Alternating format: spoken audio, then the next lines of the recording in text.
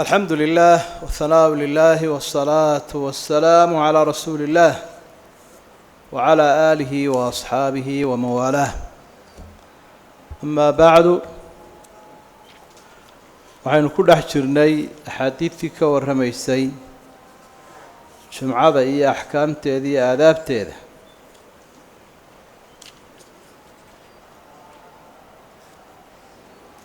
waxaynu ka bilaabaynaa xadiidka kun iyo afar boqol toddobaatan iyo lix. waa baabu linsaati lilkhudbati yowma aljumuca. aamuskii la aamusayay maalinta jimcaha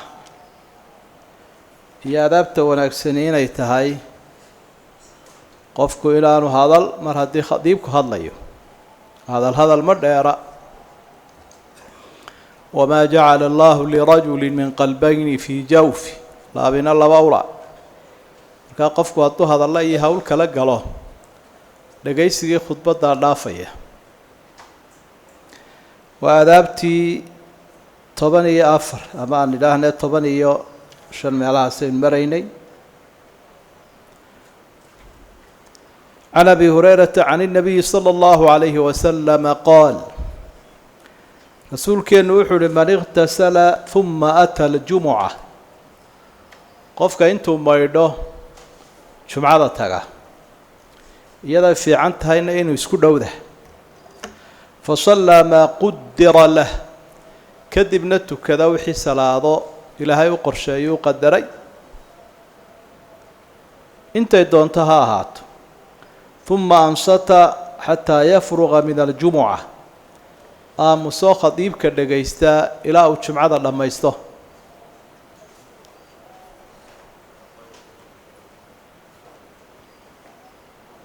xataa yafruqa min khudbati, ilaa imaamku uu khudbadiisa dhammaynayo. waa khudbaddii. huma yusalliya macah, kadibna tukadeen ka cararin. ilaa way dhici kartaa qofku intuu khudbadda dhagaysta inuu iska tago, marka way wada socdaan salaaddii iyo khudbaddu. qufira lahu waxaa loo dhaafaa maa baynahu wa bayna aljumucati اlukhraa, isaga iyo jumcada kale inta udhaxaysa. waa usbuucun. kii ka horreeyey intii ka dhacdee dembi ahayd, marka laga reebo dembiyada waaweyne toobadda u baahan, dee iyagana uu ka toobad keeni qofku. wa fadlu 3 ayaam, iyo 3 maalmood oo deeqa la ah. dalika fadlu llahi yuutiihi man yashaa. fadligu waa dheeraad sidiisa. fadla yafdulu fadlan, laakiin halkan waxaa lagu fasirayaa waa deeq, ilaahay baa kugu deeqay. markaa adaabtaasi waa in lagu dadaalo oo qofku uu soo jeedaa intaa. baabu taxiyati اlmasjidi waاlimaamu yakhdub. haadaa maxalu. salaadii la tukanayay marka masjidka lasoo galay loo yaqaanay salaanta masjidka, ma la tukanayaa markuu khudbadda akhriyaya imaamku? haa weeye jawaabtu. oo shayga keliya la ogol yahay markuu khudbadda imaamku akhriyayo waa markaad soo gasho 2 ragcadood ee la tukanayo. wax kale lama ogolo oo aada bilowdo inaad u kacdo iyo inaad qur-aan akhrida iyo dikri iyo salaad iyo war kale ma jiro. waa adaabtii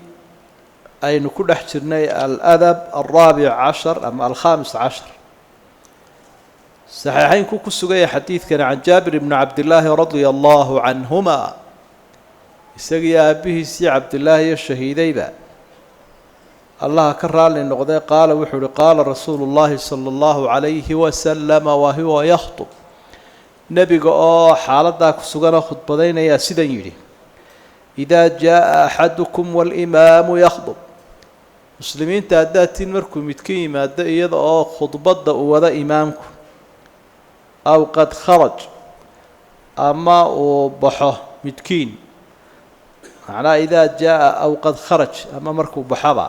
salaada u baxa xaggeeda, falyusalli rakcatayn, 2 ragcadood ha tukado. waa xaalad la ogol yahay. 2 ragcadoodoo marka aan dheerayna fudfudud weeye oo qofkii uu soo yar fududaynayo. adaabta 16aad baabu maa yuqra'u fi salaati اljumuca waa adaabtii la gudbanayd khatiibka tukinaya dadka suuradaha uu akhriyayaa la xadiday si aan dadka loogu dheeraynin ama waa arrin sunno ah oo mutabaca can النعmaan بn bashiir qaala kana rasuulu اllahi salى اllahu عalayhi waslama yaqra'u fi اlciidayni wa fi اljumuca labada ciidood aynu garanayno iyo jumcada wuxuu ku akhrii jiray bisabbix isma rabbika alأclىa wahal ataaka xadiiثu اlgaashiya suuraة اlaclىa iyo suuraة اlgaashiya sidaa ay u kala horeeyaan buu labada ragcadood ugu akhriyay mana dheera qofku hadduu carab fudud yahay dhib ma leh dhaqsuu akhriyi karaa qaala wuxuu uhi waida اجtamaca alciidu wاljumucaةu fii yowmi waaxid marka ciidda iyo jumcadu maalin keliya kulmaan ila marar badan bay isku beegmaan jumcada iyo ciidduye yaqra'u bihimaa ayضa fi الصalaatayn sidoo kale labada salaadood buu ku akhriyay oo subaxii labadii ragcadooda ciidda labada suuradood buu ku akhriyaya jumcada marka la joogo duhurkiina labadanuu ku akhriyaya qur-aankuna sidiisaba laa yakhluqu bikahrati rad ku celcelinta kuma duugooba waxaa kaloo dhan marka lagu celceliyo waa laga caajisaa ila alqur'aan macaan baa isaga usii kordhay iyo wanaag sideedabana suurad baad ku tukan kartaa labada ragcadoodba iyo salaadahoo dhanba wax kuu diidayaa ma jiro weliba dadkaan qur-aan badan akhriyin way yaro karaahiyeystaan ama way ka shakiyaan taase wuu iska wadi karaa xasba alistitaaca intuu kolba yaqaano qofku adaabtii bay ka mid tahay taasi adaabta 17aad waa tan iyaduna baabu maa yuqra'u fii fajri اljumuca maalinta jumco marka waagu baryo salaada subax maxaa lagu akhriyayaa iyaduna sunnadan waaridka ah sugan can abi hurayrata cabduraxmaan ibnu sakhr adawsi magaciisa wax badan baa la isku khilaafay kaasay ugu yar dhow yihiin qaala wuxuu uhi kaana nabiyu sala allahu calayhi wasalama yaqra'u fi ljumucati fi salaati اlfajr salaada subax maalinka jumco wuxuu ku akhriyi jiray aliflaam miim tanziil asajda wahal ataa cala linsaan waa suurat linsaan midna saa u kala horeeyaan buu labada ragcadood ugu akhriyaya markaa waa subxii oo dee kolley wa qur'aana alfajri baa ilaahay uu ku tilmaamay qur'aanu lfajr waa salaadii subaxee qur-aanka la dheeraynayay marka hadduu dee xafidsan yahay imaamku uu akhriyi haddii kalena kuwa kalunbuu akhriyi markaa sidoo dee kaalintii ma buuxinaysa hadduu kala barhayo qofku hadduu miduun u qaybiyo gaabkii may buuxinin ta laga hadlayaa waxa wey iyadoo lagu dhammaystiro baabu salaati bacda aljumuca kana wuxuu u baab yahay bal sunnaha la tukanayo jumcada kadib oo rawaatib bay leedahay jumcadu rawaatibteedu waa noocee waa adaab kale iyaduna oo wanaagsan oo sunnihii nabiga lagu dhaqan gelinayo sala allahu calayhi wasalam can abi hurayrata qaala qaala rasuulu llahi sala allahu calayhi wasalam nabigu wuxuu uhi idaa sallaa axadukum اljumuca midkiin hadduu jumcada tukado falyusalli arbacan bacdaha falyusalli bacdaha arbaca kadib afar ha tukado waanu iska xidhiidhin karaa waanu kala goyn karaa sunnada sideedaba labada qayboodba waad u yeeli kartaa salaadaha haddii afar la ydhaa isku dari karaa qofku laba ataxiyaad ama hal ataxiyaad waanu kala jari karaa weliba nebigu waa sii iftiimiya wuxu uhi zaada fii riwaaya fain cajila bika shay-un hadduu wax ku dedejiyo dadka mararka qaarkood bay wax dedejiyaan ama hakiyaane fasalli ragcatayni fi lmasjid wa rakcatayni idaa rajact laba ragcadoodna masjidka ku tuko labana guriga way iska dhacdaa innaga xaafadaheennu si unbay isaga saxmadaysan yihiinoo haddaad salaadba la tagta waabad ilaaweysa markaa kol kasta oo ay dhacaysa cibaadada inaanad meel ku gudanayn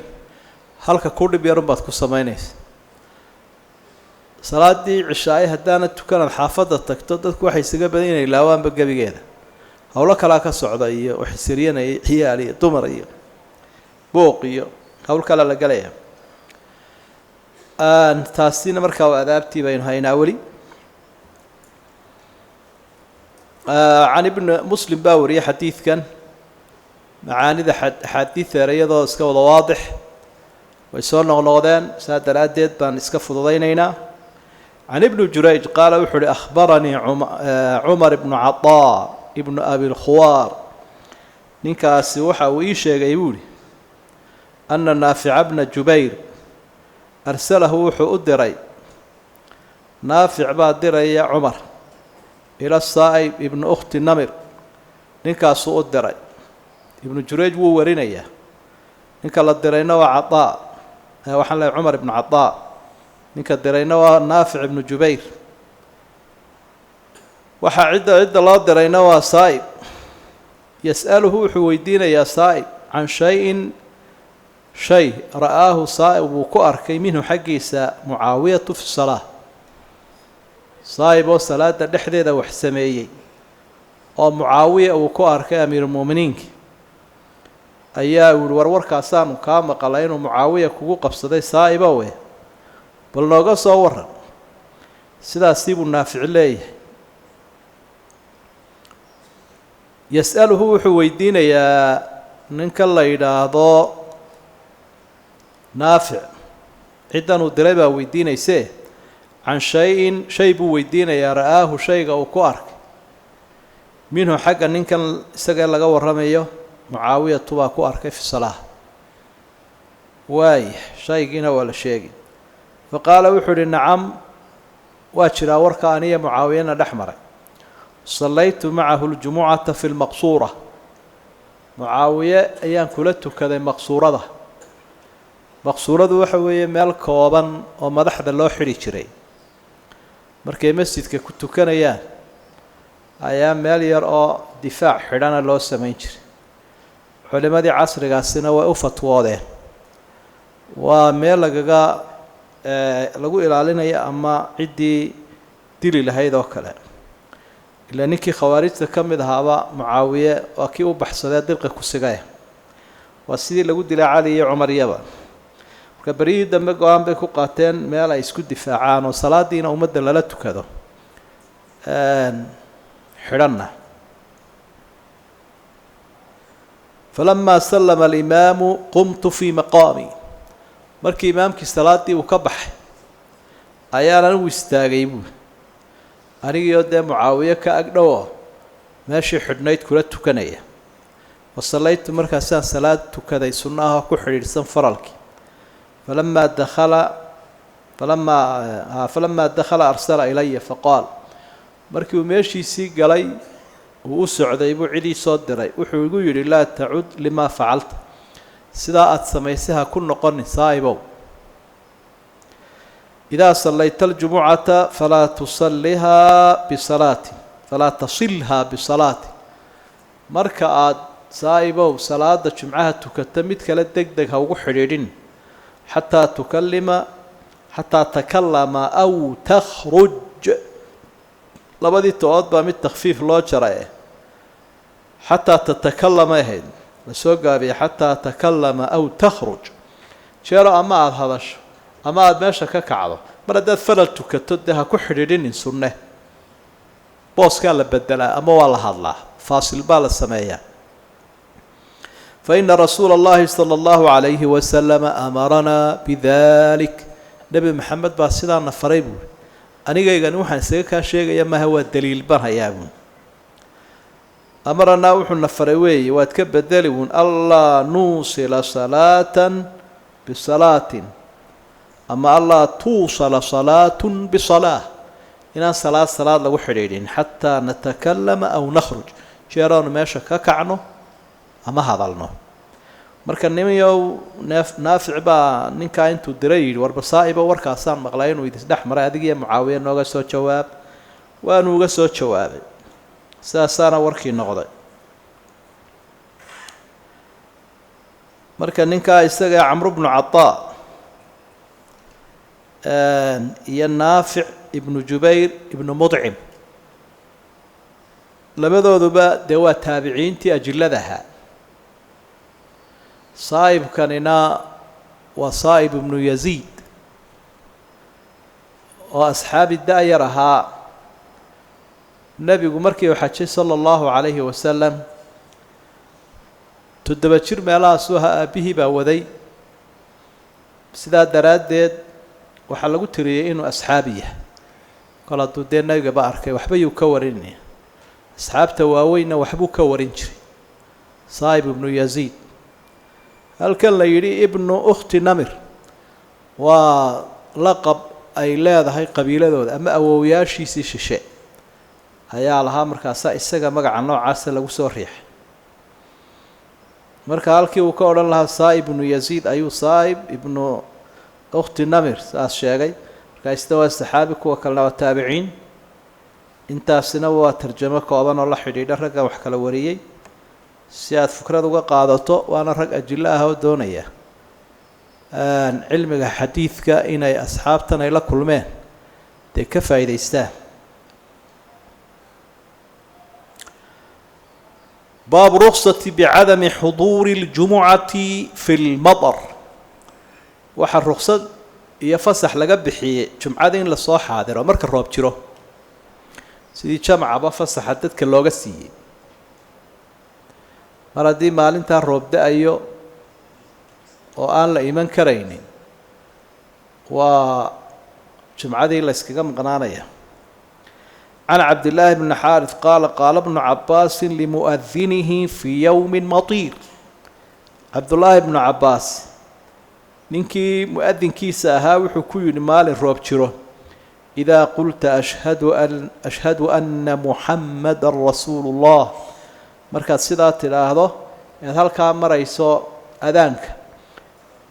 falaa taqul ha odhanin xaya cala asalaa salaada u kaalay ha odhan qul waxaad tidhaahdaa salluu fii buyuutikum guryihiina ku tukada intaa raaci ashhadu anna muxammadan rasuulu ullah alaa salluu fii buyuutikum fakaana annaasa waaba iyada oo dadku istankaruu arrintii bay la yaabeen istankara shay-a bimacnaa wuu diida weeye dadkii baa yihi war waxaanu ku daray sheekhi waa maxay ibnu cabbaas adaanka qaala wuxuu uhi facalahu man huwa khayru minii maxaa ila yaabaysaa waxa sameeyey mid aniga iga wanaagsan oo nebi maxameda ina aljumucata casma war jumcadu waa faral buu ihi dadiow wainii karihtu an uxrijakum waxaan nacay inaan idin dhibo xarajku waa cidhiidhi inaan cidhiidhi idin geliyo fatamshuu fi اdiini wاdaxd kadibna aad soo dhex qaadaan dhoobada iyo daxdiguna waa maxay silbashada simbirraxanoshana waa la idhaha oo had iyo jeer dhulka jilicda san waa lagu silbadaa ama uu silitaynayaa qofkii oo u dhacaya marka yuriidu an laa yuxrija ummadha wakiilha in ummadda xaraj iyo cidhiidhi la geliyaa la diidayaa markaa roobka duufaanada barafka adag waxaasi marka ay jiraan guryaha lagu tukanaya jumcadiina waa laga hadhayaa jamciina waa laga hadhi karaa adaankiina intaas alaa salluu fi الrixaal alaa salluu fi اlbuyuut intaasaa la gelinaya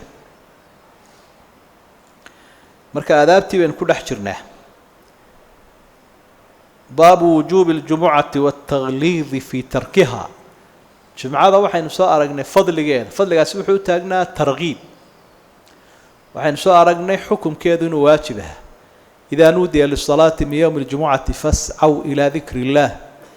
marka targiib kasta waxa barbar yaalla tarhiib wacdiga waxa barbar yaalla waciid waxaasaad heli haddaad waxaa samaysa haddaad samayn weydana waxaasaa kugu dhici adduunyadii aakhiraba waa sibqat allah diintu waa sibqada ay leedahay sibqada waxaa looga jeedaa macnaha subaga weey iyo dhalaalka iyo wanaagga ay diintu leedahay mujtamacuna wuu wanaagsanaanaya qurux badnaa waa quruxda ay diintu leedahay wey مسلم باولي حديث كان عن عبد الله بن عمر وأبي هريرة أنهما لبداس سمعا رسول الله صلى الله عليه وسلم نبي أيه مقلين يقول يسقل على أعواد منبره منبرك يسقل كدل تاغن منبرك مركا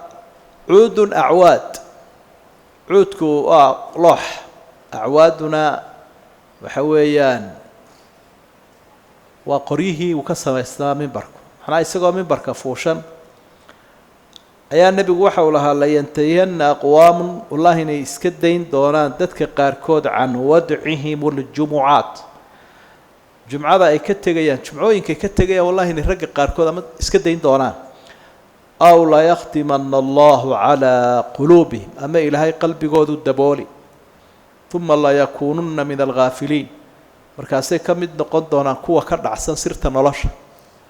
gaafil waxa la yiraahdaa qofkan garanayninba waxa la gudban waxa ku waajiba wixii loo abuuray waligiiba haysta inuu ilbax xariif oo indheer garad yahay qaar badan oo sheegta indheer garad iyo aqoon-yahan ayaa liiska qaafiliinta ku jira qaafiliinta qaar ay qaafiliinta ku sheegayaana waa daakiriin ayaa waxa wax lagu qiimeeyaa kala duwan qiimeyntu haday qofka ka qaloocato isagaaba isla qumanaanayaba isagoo qaldan marka hadiya jeer dadka jumcooyinka ka taga buu nabigu liiska qaafiliintu ayuu ilaahay ku daraya kuwan garanaynba waxay u abuurayn illa qofka ilaahay caabudaya muu garanin sirtii nolosha sirta nolosha waxay ahayd in ilaahay la caabudo wama khalaqtul jinna wal insa illa liya'budun عن عبد الله بن مسعود أن النبي صلى الله عليه وسلم قال لقوم يتخلفون عن الجمعة وحو نبيغو كشيغي قلية جمعة كهريي لقد هممت وحن دون يقول أن آمر رجلا يصلي بالناس نددك التكيان أيان كفكر يقول إن أنقف أصحابتك كم إذا الدران هذا ددك تكي قالكو النبي ددك كتكيني ثم أحرق على رجال رجال كودنا أن قريه هذا كسوجبه يتخلفون عن الجمعة جمعة كهرية بيوتهم من كوجبه رجال كود بنكف كريه وهل كود يسكفر لي أنت أنا حافظ يقول تقعد ضب قبتيه قريه هذا وقريه كسوجبه إلا كله يسكن نارين آخره النار مدونا إن النار توسق قديمة بقى هنفك كشيرة أيام كف كريه النبي والنبي الرحمة وما أرسلناك إلا رحمة للعالمين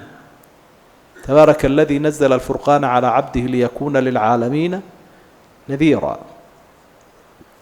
marka rasuulkiina xariista ayaa sidaa leh halka waxaynu ka faa'iideynaa jumcada inaan la fudeydsan karin ama shirkad u shaqee ama shakhsi u shaqee ama xaafadaada u shaqee ama madax ahaw maxbuus sharafeeda oo iska dhigayaan markaa nin mudan laakiin dee maxbuus un baad kala dii lagu ilaalinayo lagu leeyahay ka joog jumcada iska xabisan tahay adugu baa mooday un xurme laakiin waa xabisaad marka jumcada dadku waa inay qorshaha lagu darsadaa markaad shaqo galayso ama heshiis galayso ama dadku wada shaqaysanayaan madax iyo raciyadba waa in la yiraahdaa jumcadiina halkaynu saaraynaa see loo tukanayaa marka qorshaheeda waa in lagu daraa nidaamka iyadaba ugu horeysaba xaq ilaahay baa horeeya عن أبي الجعد الضمري وكانت له صحبة يعانى هان لكن أصحابه وهابوا كلي أن رسول الله صلى الله عليه وسلم قال وحد من ترك 3 جمع تهاونا بها سقف ضيت سنة يقفك صدح جمعك طبع الله على قلبه إلهي قلبك سدم كدقه مركات waxay sheegaysaa cudurdaar baanu lahay ee goorta la oran karo jumcadii uu fudaydsanaya waa markuu caamid yahay uu kusay laakiin markaan uu fudaysanayna dee duruuf u saamixi weydo taas waa xaalad gaar ah ilaahay baa qalbigiisa daboola demasha laga tamariyay mashiinka qofku ka shaqeeyana waa qalbiga marka qalbigii qofku kol haduu malaasmo maxaa u haray bade wala yafqah wala yafham wala ya'lam wala yash'ur وحاساك أروريا عن طارق بن شهاب عن النبي صلى الله عليه وسلم قال النبي وحول الجمعة حق واجب جمعة حق إلهي لا يهي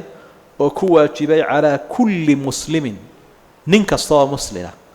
في جماعة جمعين كنت كذا إلا 4 أفر مويان عبد مملوك أدون لليه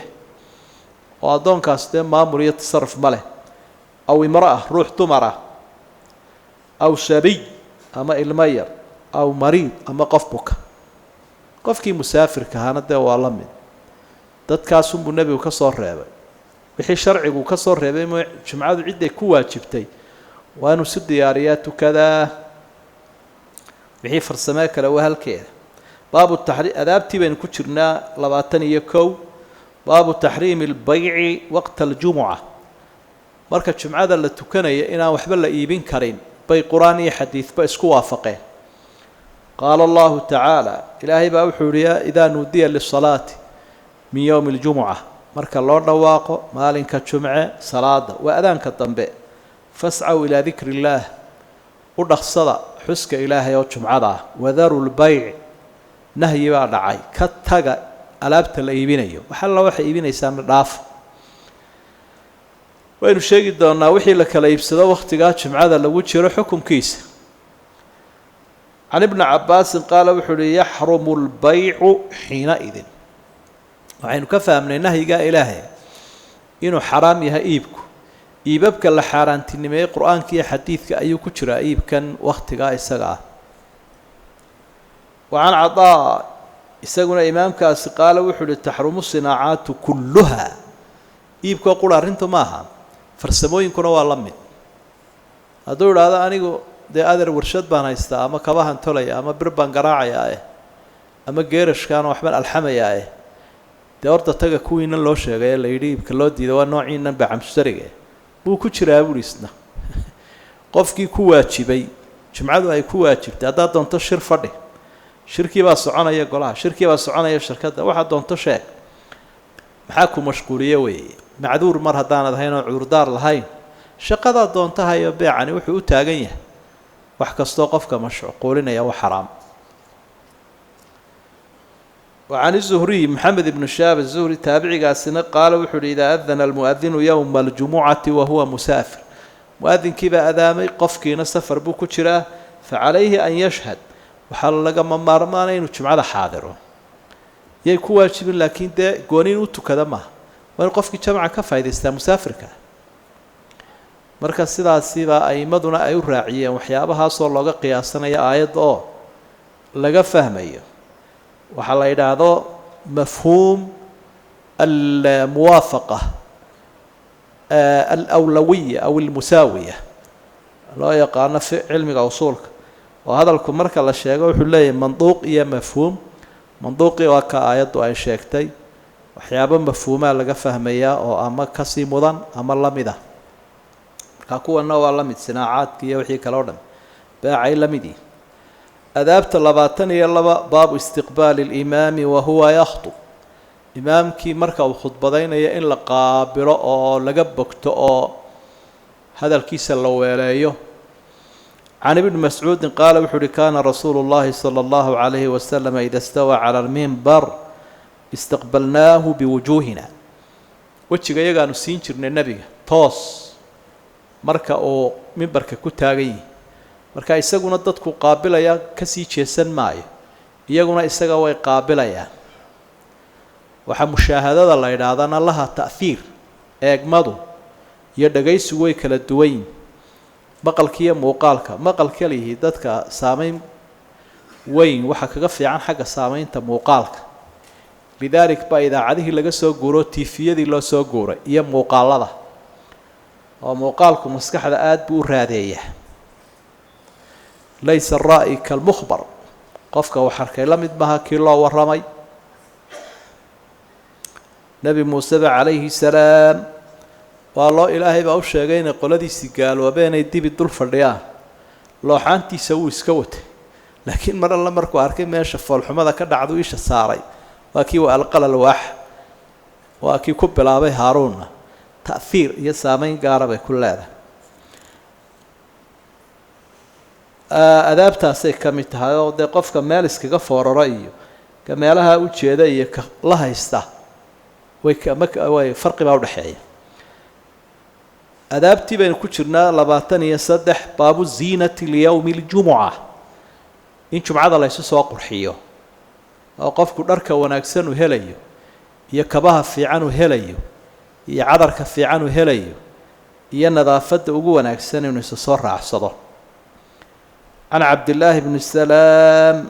أنه سمع رسول الله صلى الله عليه وسلم يقول وحاو مغلى رسول كيلا هيوله ما على أحدكم متكين عديد مصارنا إن وجدها توهله أو إن وجدتم آماء هشان أن يتخذ الثوبين لبمر إن أصم يسل يوم الجمعة قال أنت الجمعة سوى ثوبي مهنتي labada uu ku shaqeynaya aan ahayn marka ma ala ahad minkum min haraj israaf ma hawi wax dhiba ma laha israaf ma aha midkiin haduu laba go diyaarsado oo aan ahayn labada lagu shaqeynayo thawbaynkani laba badladood ma aha waa waxa la gashan jiruun go sariye go hoos waa badlad gooy sariye gooy hoos oo jumcada ugu tala galay haduu qofku sameeysto labana dee ku shaqo tago لبس شقادة هيو يلبس عبادة وفي عنت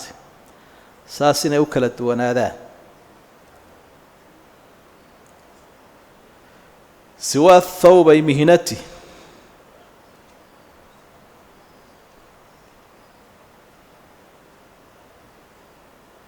انت بدلنا دوال اسك قران كريا دارك الشقادو إلا شقادة دمبيلا كدولا يتعب بيلاده uskag bay yeelan kartaa dhidid bay yeelanaysaa jeex foolxumo la shaqo weey waa dhar shaqo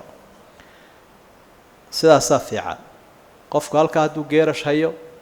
haduu wax maydhayo inta salaada dharkiisana halkan u sudnaadaha ku soo dhaco qoliyaha xafiisada ka shaqeeya masaajidada ku dhow ay iska shaqaysteen oo dabaqalaalkooda iyo koorkii yaraa la isku tiirinayay iyo ay iska gashadaan laakiin amala protocolaad baaba shuruud laga dhigay marka masaajidka imanaysa laakiin qamiiskii halkan ku suran iyo koofiyadii iska soo gasho surwaalkaaga waxa iska wado laakiin kan uu dusha ka gasho haway dhacdaa marar badan dadkii oo masaajidkii soo galay oo aad moodayso nooci fariya suushuun oo eegaado dabadii kala kacayso surwaal yaro gaaban iyo bahal yaro kacay halka dambe ay qalaalanta salaadii ka burayso marka way wanaagsan tahay inuu xafiiska ku yaalo ama goobta ka shaqeynayso qamiiska iska soo gasho koofiyada dharka wanaagsan cadarka soo marso masjidka kaalay marka shaqada dib ugu noqoto halkii suraahada doonayso dharka goobta cibaadadu dharku haboon bay u baahan tahay qofkii aan duruuftu ku adkayna alla u sahlay sidaan uu nabigu sheegay sallallahu alayhi wasallam kii kari waay waa halkeeda asturaadun baa loo baahan yahay nadaafad adaabtii bay ka mid taasina adaabtii baynu sii wadnaa tanina waa 23 ama 24 baabu karaahati takhaddi riqaabi fi ljumuca waxa la diiday dadka qoortooda in laga taltallaabsado maalinta jumcada waa nooc istighfaaf dadkii baad fududaysanaysa dadka sidoodaba loolama taga dadka waxaana adigu jeclayn dad waa ayaba la yiraahdo waa adoo kale marka adigu wixii aad nacabtay dadka ka dah marka qofku umada adaab kula noolaan kara ama ixtiraami kara waxa weeye markuu dadka isagoo kale ka dhigo ama ka sii wanaagsanba wada wallahi arrinkaasi ma jecel dadkana ka daadaba imika labadiinoo saa wada fadhiyo quraan akhrisanay haduu mid jugtaas un jilibka kolba mid idinka sii idinku dhufto wad karaahaysanaysa adiguna ha ku wadin ee ka dah عن عبد الله بن بصر قال جاء رجل يتخطى رقاب الناس نبا يمد ددك قورتودا كل تلابسنايا امدي oo fadhida يوم الجمعة مال جمعة والحال النبي يخطب وجملة حالية من مبتدأ وخبره النبي يقول خطبة وآخرية فقال له النبي صلى الله عليه وسلم النبي يقول مو آمسنا وحنيك كيري اجلس فريسو فقد آذيت ولبنما ودبتي dadkii waa dhibtay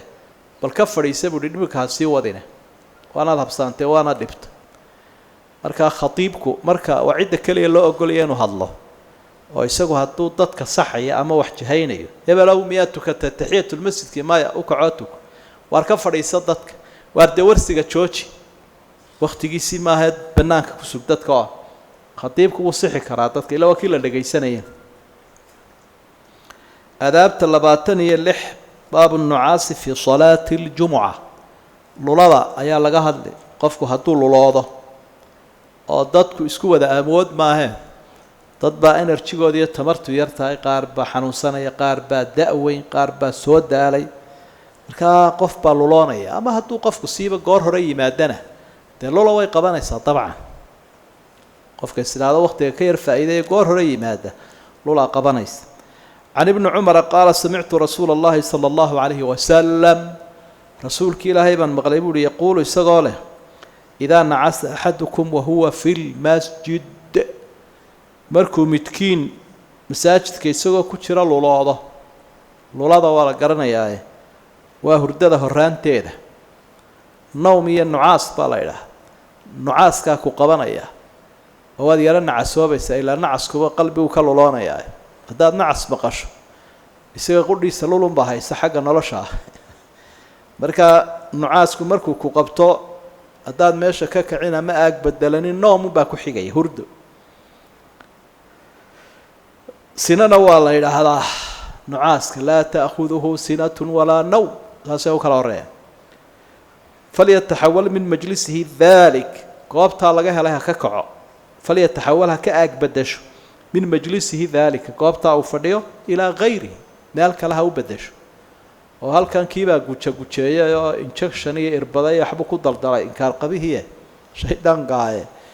halkaa kale ha tago hadduu doono qofku odhan doonaa ii yar bedel safalawalka waa adaabta ka mid 26 adaabta ka mid ah ayaa aynu soo aragnay oo isku xidhiidhsanaa inaha kale lagu sii dari lahaa waxaa ka mid ah axkaam iyo aadaabba qayb waynu soo qaadanay ilaa 14 dariskii hore waxaa ka mid a xukmu lbayci bacda aladaan yowma aljumuca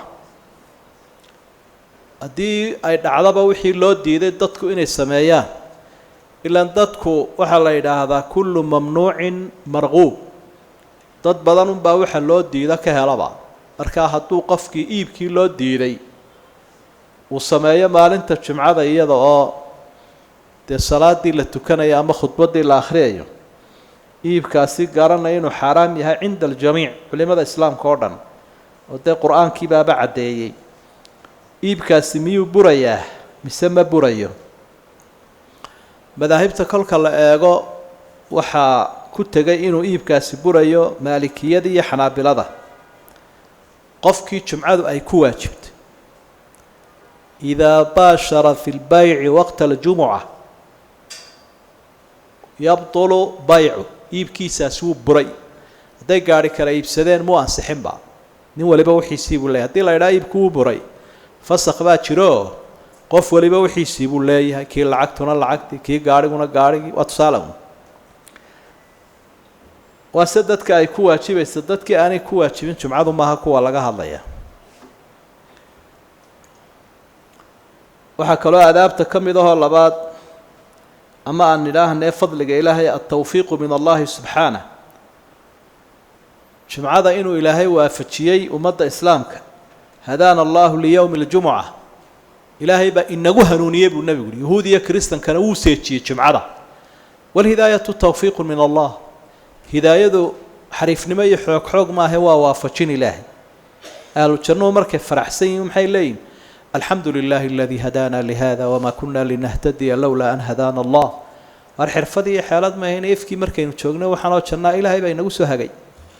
marka hidaayada ilaahay baa la weydiistaa nebigu calayhi salaatu wasalaam markuu ka warramayay nimankaa yuhuudiya nasaarada ee jumcada diidee sabtidii axadda doortay wuxuu uhi fahum tabacun lanaa yowma alqiyaama tabac bay nooyihin markaa innagii baa la doonaya in tabac laynoo noqdo lilmuslimiina dowlu riyaada dadka muslimiintu iyagaa leh hogaaminta diin iyo dhaqan iyo akhlaaq iyo qiyam laakiin in la hogaamiye maaha wuxuu inagu ammaanay nebigu ama aynu ummaddaba ku majeeranaynu ku ammaananay in innaga tabac aynoo noqdeen yahuud iyo nasaaro halka maanta la daba cararayo labada ah waa diin la-aan haddii kuwa la daba cararo. waxa uu daliilku ku sugmay in waa axaadiidii hore aynu dee dib ugu noqonnay waxyaabahan fawaa'idka. ثبت الدليل على أن الأرض لا تأكل أجساد الأنبياء وكذلك ثبت في التاريخ أن الأرض لا تأكل أجساد الشهداء والصالحين. taariikhduna waxay sheegaysaa in dadkii shuhadada ahayd dagaalka gaalada kale naftooda quuray iyo saalixiintii in badan oo ka mida inaanay jidhkoodaba taabanin ciid oo aanay cunin. waa la arkay aimo badan sida jaabir ibnu cabdillaahi aabihii oo kale waa kii ka warramayay iyo asxaab kaleba ridwaanullaahi calayhim. mucallimiinta qur-aanka aadka ugu camal falaa dad badani way ka markhaati kaceen xabaalahoodii haddii dib loo eegay qofka xaafidka ah ee caamilka ah inaanay ciiddu cunin, iyagana waa la arkay. taana taariikhda ayay ku sugantay. sidee loo jamcinaya kayfa yujmac alaxaadiid alwaarida fi saacati lijaaba? sidee loo jamcinaya? axaadiidka qaarkood waxay tilmaameen saacatulijaabuhu inuu markuu khatiibku mimbarka fulo ilaa intuu salaada ka baxayo inay intaa tahay saacatulijaabaha. qaarkoodna maxay sheegayaan saacadda u dambaysa casarka. waxaa lagu jamcinayaa bay culimmadu leeyihin labadaba way gelaysa. labada waqtiba jaaniska waa la haystaa. halkaana ku dadaal, halkana ku dadaal. labada meeloodba nebigu calayhi salaatu wasalaam uu ku sheegay saacatulijaabu inay ku jirto, laakiin naska kuma sugna halkaa kale kuma jirta, halkanunbay ku jirta. labada jaanisba waynu haysanaa, dabxidh baynu ku samaynaynaa, waynu ku dadaalaynaa. arrinta kale yatadaakhal quslu ljumucati maca qusli ljanaabati yowma aljumuca. masale fiqiya weeye oo way isdhex galayaan maydhigii jumcaha iyo kii jinaabadu. tusaale, qofkii jinaab waa ku timid, waagii baa barya, waa maalin jumcaah, jinaabadii buu ka maydhanayaa si uu subaxii u tukado. kii jumcuhuna wuu raaci karaa, ilaa waqtiga jumcuhu goormuu ka bilaabmaa? yoomku halkuu ka bilaabmaa? maalintu ma fajrigay ka bilaabantaa mise waxay ka bilaabantaa qorax soo baxa? maalinku dee wuxuu ka bilaabmaa waaga berigiisa, salaada subax buu ka soo bilaabmaa. labadaydaba wey. marka tashbiihii baliiq ahaa unbaa meesha ka baxaya. man iqtasala yowma aljumucati gusla aljanaaba, qofka maalinka jumce ka maydha maydhigii jinaabada maydha. markii hore muxuu ahaa maydhi la mida maydhigii jinaabada. markaa tashbiiha baliiqi meeshuu ka baxayaa toos baabuu noqonayaa maydhigii jinaabada laftiisa qofka ka maydha jumcaha. jumciina wuu hoos galay wey. oo sidoodaba markaa maydhiga waysadu ay hoos galayso ama dahaaro kaamila aada helayso waa inuu maydhigi waajib yahay. wain kuntum junuban fadaharuu. adaanka labaad ee aynu soo marnay inuu cuhmaan ibnu cafaan ummadda u jideeyey ma sunna mise waa bidce? waa sunna weeye. ma daliilu calaa dalik? qowlu rasuuli sala allahu calayhi wasalam. xadiidkii saxiixa abi daawuud uu warinaya min xadiidi cirbaad ibnu saariya ou nebigaa waana dheer noo geystay baa wuxuu lahaa. markaa nebigu muxuu uhi calaykum bisunnatii wa sunnati alkhulafaa almahdiyiin alraashidiin caduu calayha binnawaajib. sunnahayga iyo sunnaha qaata buu leeyahay nebigu calayhi salaatu wasalaam. khulafadaa hanuunsan, cuhmaan radia allaahu canhu khulafadaasu isaguna ka mid ahaa. markaa laguma sheegayo inuu yahay bidco, laakiin waa sunne sidaa uu nebiguba sheegay sala allahu calayhi wasalam.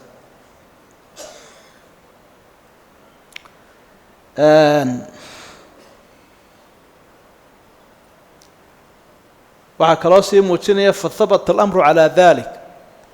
markuu ka warramay ninkii xadiidka warinaya wuxuu yihi adaankaa waa la jideeyey, sidaasaanu ku sugmay. macnaha ijmaac buu noqday oo ummaddii baa isku waafaqday adaankaas oo cid khilaaftay may jirin.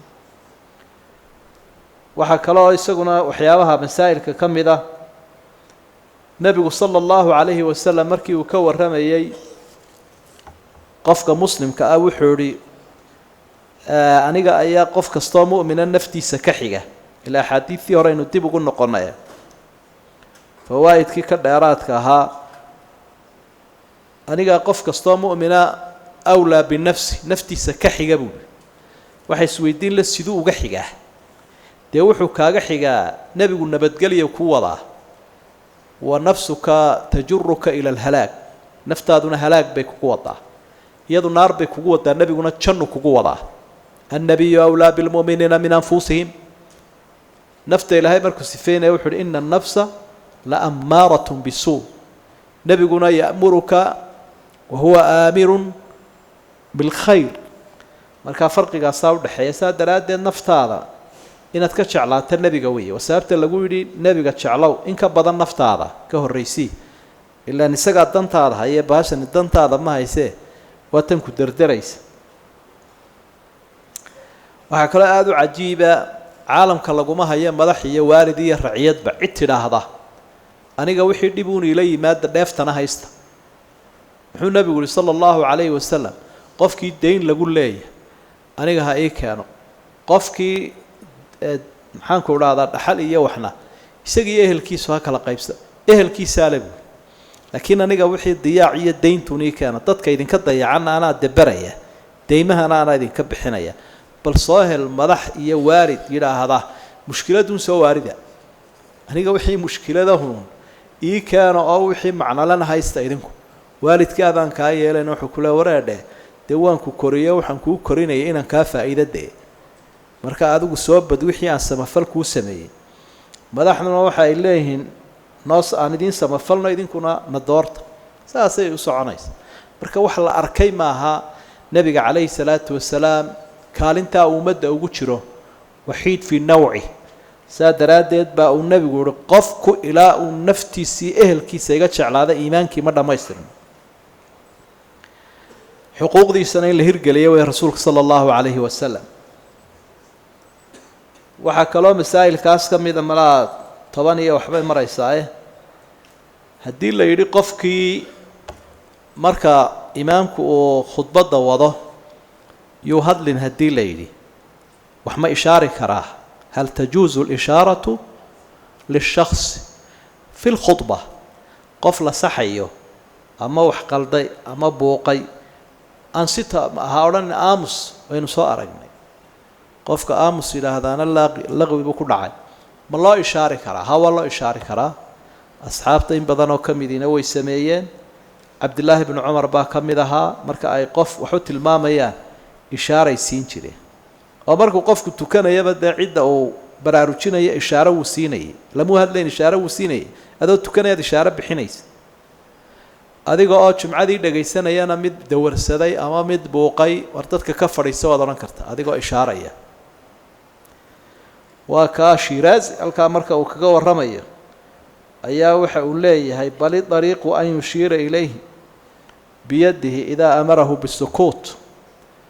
sida saxda ahi waxa weeye ma hadlaya qofku laakiin ishaaruu bixinaya waqad habata dalika can asaxaaba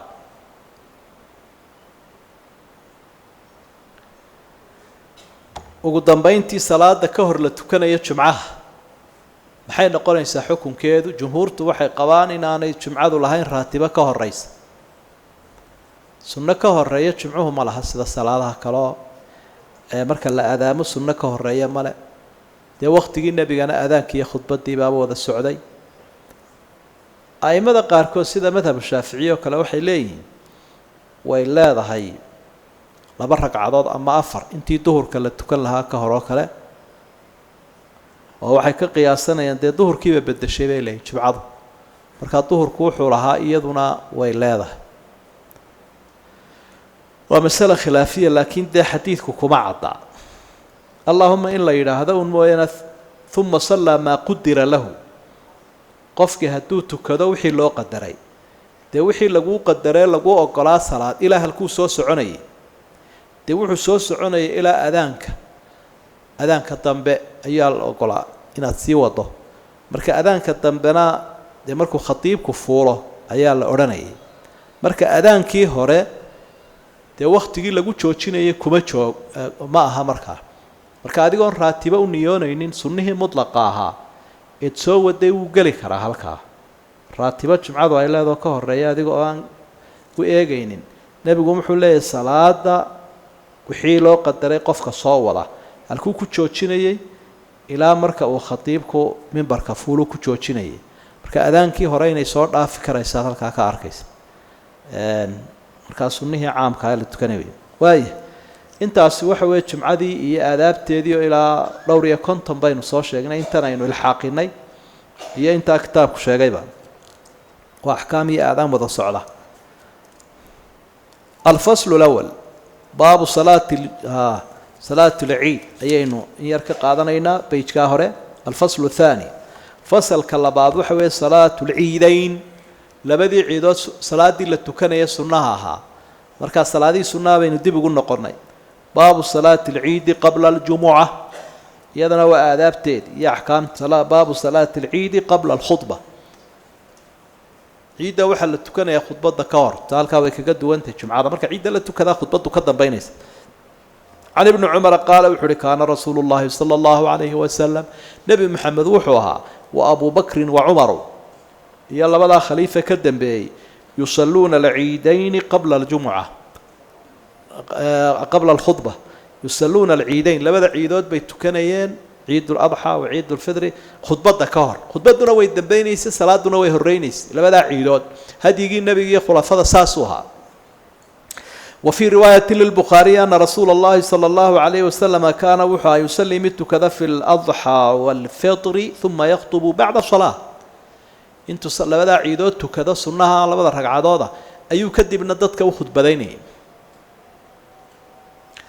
عن ابن جريج قال وحد أخبرني عطاء عن جابر بن عبد الله قال سمعته يقول قام النبي صلى الله عليه وسلم جابر وحد حديث كان النبي كان مقلب ama isagoo nebiguba kacay yowma alfidri fasallaa intuu salaada isu taagay iyadoon loo adaamin ayuu tukaday salaaddii ciidda fabada'a bisalaati uma khadab salaaddii buu ku bilaabuu tukaday kadibna uu khudbaday falamaa faraqa markii uu salaaddii ee khudbaddii dhammeeyey nasala wuu soo degay fa ata nisaa dumarkuu u tegey markaa inuu soo degay inuu mimbarka ku khudbadeeyay baad halkaa ka arkaysaa qolyaha qaarkood baa yidhaahda dhulku istaagi jiree dumarkiibuu u tegay fadakarahunna wuu waaniyey wahuwa yatakau isaga oo yatawakau cuskanaya calaa yadi bilaal saaxiibkii bilaal ayuu gacantiisa saa u haystaayo saa u yaro cuskanaya wa bilaalun baasidun thawbah bilaalna maradiisu saa u kala bixiyo go-i lacagta lagu gurayay yulqii fiihi nnisaau sadaqa dumarkuna sadaqadaysaa ugu gurayeen lacagtaa lagu daadinayay go-a ah nebigu siyaaro ma urursanayo sala allahu calayhi wasalam laakiin waa sadaqa ummadda loo ururinayo danahooda caamka iyo fuqarada iyo masaakiinta la siinayo wixii fawaa'ida xagga dambe inu ka dhiga insha allah markaa muuqaalkaasaan arkayay buu lahay asxaabiga jaabir ibnu cabdillaahi la ydhaah marka khudbaddu saasay uga dambaynaysa wakhtigii nebiga salaada ciidda qultu licadaa baan ku uhi zakaata yowmi alfidri miyaah basakadii sakaatu fidrigaa waxaan la ururinayay ee lacagta lagu bixinaya qaala laa walaakin sadaqatan yatasadaqna sadaqa ay dumarku sadaqaysanayeen ba ahayd xiina idin wakhtigaa isagaa tulqii fatakhaha dahabkeeday ku tuuraysa fatakh waa fargalladii waxaa ayay saa ugu tuurayeen go-a bilaal wayulqiina way ku ridayeen qultu waxaan idhi aturaa xaqan ma waxaad u malaynaysaa inay waajib ku tahay cala alimaami dalik madaxdan iminka ama ninka ummadda madaxda waa inay yaatiyahunna dumarkii u tagaan an yaatiyahunna wayudakiruhunna aturaa xaqan ma xaq baad u arkaysaa cala alimaami inuu ku waajibiyey daalika arrinkaasi yaatihinna isagoo dumarka u tegayaa wayudakiruhunna waaninaya masaasaad u arkaysaa in nebigu sameeyey madaxdana ay la gudbantahay ninka maamulka ummadda u haya inuu dumarka u tago waaniyo qaala wuxu uhi innahu laxaqun calayhim madaxda xaq bay ku tahay wuxuu nebigu yeelay ile nebigaa lagu dayanaya muxaadaro gaara inay dumarka siiyaan si gaara u wajahaan sadaqada ku dhiiriyaan madaxda way la gudbantahay buuhi xaq bay ku tahay wamaa lahum laa yafcaluuna taloo maxaa ku dhacay u samayn waaye ayu shayin habata lahum laa yafcaluuna dalik maxaa ku dhacay taloo u samayn waaye waa canaan ninkii kasii warinaya cadaa ardaygiisii ibnu jurayj ayaa yidhi su-aashaasaan weydiiyey caalimkaa isaguna saasuu ugu jawaabay wixii nebigu yeelay مواجب كويه مدح ابو سؤالي ابن جريج ها بوري وين ده صدقه iyo sunna iyo dhikri iyo waxa dhan baday la gaarsiiyaa dumar marka salaada iyada ah dadku imika ay ka degdegaan la dhageysto weeye macnaha khudbadaasan la ciidaha waa inuu khatiibku dambaysiyaa kadibna dadka loo akhriyaa iyaguna dhageystaan qofku ikhtiyaar buu leeyahay uu tagi karaa oo ruqsadda uu haystaa laakiin dhageysiga ka fiican waqtigii dambe madaxda la karahaystay xayraanku ku batay iyo qaar khamriga cabay iyo qaar dadka dulmiyaya waxa ayay dadku dirqoon intay kula tukadaan labada ragcadood ka yaaci jireen kolkaasaan reer bari umayye kamida baa soo qadimay khudbadii saad garanayso waa kii asxaabi ku dhagay ay wariyaa warbarigii nabiga khudbada waa la dambaysiin jiray soo adigan soo qadimay turika ma hunaalika walaad ruuxa taqaani laga tag waxa bariga nabiga la hayo waa la isla soo dhaafay miyayna sugayaan way yaacayaan hadaan ku akhriin khudbada ka hor salaada ka hor hadaan ku daldalin oo aanan hadalka iyaga u qadimin soo naga yaaci maayaan buu miyayna sugayaan cilladii taas waa la nacay buu cilladii ka dhigayo anna waxaan ku qasbayaa in khudbada u qadimaan u kala wareejiyo sidaas waqtiga waxyaabahaasi ay soo baxeen qisadan ay ku saabsan tahay su'aalaha sababta la isu weydiinayo khudbadii nabigu goorma ay ahayd ciladaas jirto oo kala qadimaadaas marka jawaabteedii ay tanina ahayd Allah subhanahu wa ta'ala